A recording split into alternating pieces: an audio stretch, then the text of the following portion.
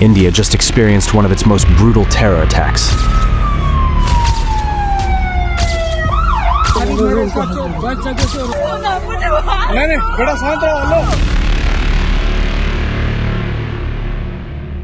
On April 22, 2025, which is yesterday, the lush green hills of Pahalgam, usually echoing with the laughter of tourists and the rhythm of horses, were interrupted by the unmistakable sound of assault rifle fire.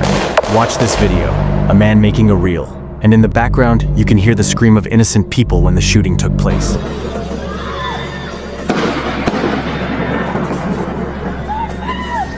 It was a massacre that didn't come in the dark of night, but unfolded in broad daylight, in the heart of one of India's most cherished tourist havens. This wasn't just terrorism, it was targeted execution. On that April afternoon, nearly 40 people were scattered across the lush Baisaran meadow, a high-altitude pasture lined with pine trees and snow-capped backdrops. Among them were couples, enjoying their honeymoon, families with children, college students, and even foreign tourists from Nepal and the United Arab Emirates. It was around 2:45 p.m. The sun hung low behind the hills. People posed for pictures, children played in the grass, and horses stood calmly as their handlers offered scenic rides. 4 to 6 men emerged from the tree line, dressed in military fatigues, their faces partially covered, their movements confident. Some held walkie-talkies. They looked like soldiers. Some of the tourists even approached them, assuming they were local police officers or army patrols. The deception was deliberate. Survivors later recalled how the attackers spoke calmly at first, asking for names, identification, casually engaging in small talk. But then the questions changed. Kalma Sunau, meaning recite the Islamic declaration of faith. Those who did were spared. Those who faltered or refused were executed, shot at point-blank range. The horror was unreal. This wasn't a chaotic shooting. It was a religiously motivated slaughter. Some were asked to show identification. Others were allegedly forced to strip so the attackers could check for circumcision, a crude and horrifying method of religious profiling. In minutes, 28 people lay dead. Among the victims was a newlywed Indian Navy officer, Lieutenant Vinay Narwal, aged just 26, who had married only 5 days earlier and had come to Pahalgam for his honeymoon. He died shielding his wife, who was shot in the leg but survived by hiding behind a pine tree. Another victim was an Intelligence Bureau officer who had taken a family vacation, gunned down in front of his wife and daughter.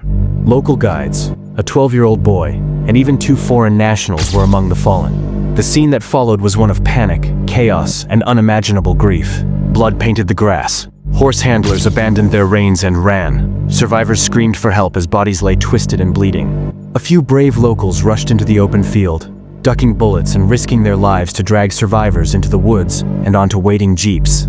The injured, more than 20 in total, were rushed to the nearest medical center in Pahalgam, and several in critical condition were airlifted to hospitals in Srinagar. One woman, clutching her blood-soaked sari, could only repeat her son's name. He had been standing next to her seconds before the firing began. He was gone. As the attack subsided and the perpetrators vanished into the dense surrounding forests, the valley was immediately placed under high alert. News channels across India had interrupted their regular programming. Footage of the carnage began circulating online, prompting outrage, mourning, and a tidal wave of national grief. Prime Minister Narendra Modi, who was on a diplomatic visit to Saudi Arabia at the time, immediately cut short his trip and returned to New Delhi. That same evening, he chaired an emergency meeting with the National Security Council. Union Home Minister Amit Shah landed in Srinagar the following morning, promising swift justice and announcing a joint counter-terror operation. But the damage was already done. Responsibility for the attack was soon claimed by the Resistance Front, TRF, a terror outfit widely recognized as a proxy of Lashkar-e-Taiba, operating under Pakistani intelligence support.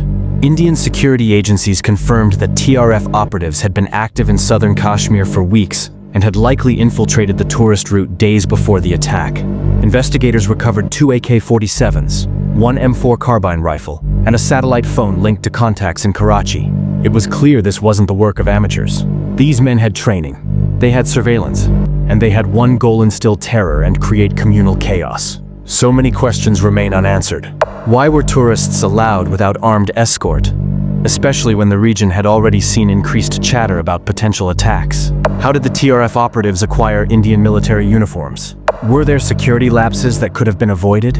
Should India have foreseen this, given the intelligence intercepts about militant regrouping in South Kashmir? Or was this simply one of those tragedies that fall between the cracks of political calculation and intelligence oversight? International reaction came swiftly. US President Donald Trump, UN Secretary-General Antonio Guterres, and European Commission President Ursula von der Leyen condemned the killings. Israeli Prime Minister Benjamin Netanyahu issued a sharp statement. So, what now? Another massacre? Another press conference? Another round of condemnations?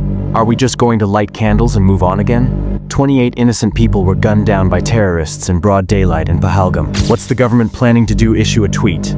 Hold a meeting? Or will there finally be real consequences? Are we going to keep counting bodies? Or start holding someone accountable? Because the people aren't asking for statements anymore. They're asking, where's the action? Or are we waiting for the next attack to wake up again? India wants an answer. And this time, not in words, but in action. This is Nocturnal Cases. Every story deserves to be remembered, for the voices that were never heard.